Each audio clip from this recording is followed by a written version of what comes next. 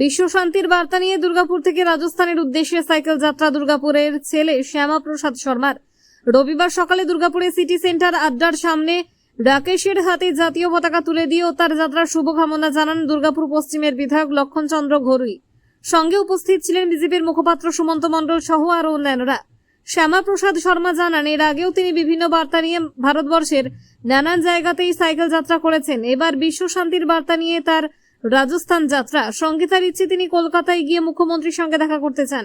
এ বিষয়ে তার আবেদন লক্ষণচন্দ্র ঘরুইয়ের কাছে রাখলে তিনি জানান, আগামী 4 দিন তারা বিধানসভায় থাকবেন। তিনি চেষ্টা করবেন যাতে শ্যামাপ্রসাদ শর্মা মুখ্যমন্ত্রীর সঙ্গে দেখা করতে পারেন।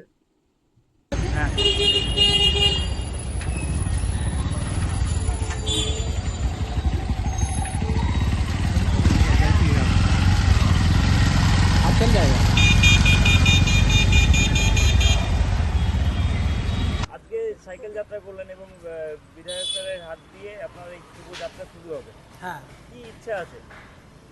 আমার ইচ্ছা আছে আমাদের মাননীয় যে বিধায়ক যে লক্ষণ ঘড়ি মহাশয়, উনি আমাকে হেল্প করছেন যাতে আমি আমাদের মাননীয় যে আমাদের মুখ্যমন্ত্রী শুভেন্দু অধিকারী তার সাথে আমি যদি দেখা করতে পারি, আমি নিজেকে মনে করব ভাগ্যবান।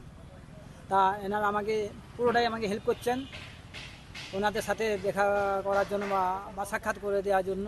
এই জন্য আমি গর্বিত অনুভব করছি। কি বার্তা নিয়ে এই সাইকেল যাত্রা শুরু? বিশ্ব শান্তির বার্তা নিয়ে আমি চাই পুরো বিশ্ব শান্তিতে থাকুক।